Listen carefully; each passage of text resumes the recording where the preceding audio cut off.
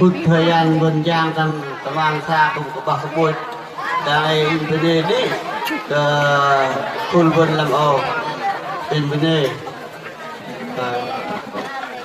bằng ta tuy bằng đàn tay trong tay rất đầy những chai rượu sân bánh của hạnh phúc và thoát lên như tình yêu và cùng chinh giờ phút ở đây thay mặt ban tổ chức thay mặt cô dâu chú rể toàn bộ ý nghĩa thực hiện chương trình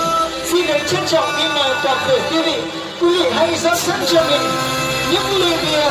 những ly rượu những ly nước ngọt ở giây phút ở đây sẽ là giây phút nâng ly lên chúc nhau thêm hạnh phúc hơn.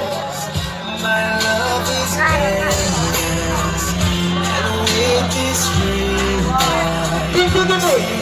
nãy như tôi đã nói với quý vị, anh đã khơi, em tiếp tục đắc hoa, anh tiếp tục chịu lòng. Thế nhưng anh lắng nghe tiếng gọi giữa trời yêu thương, em như một chén rượu đầy, anh cứ nhấp miệng mà lòng đã say. Và nếu em là chén rượu gay, anh xin uống cạn để say suốt đời. Và giây phút ở đây thì quý vị, cô dâu chú rể, mỗi người đã có một ly rượu của tình yêu, của sự hạnh phúc. Và lần nữa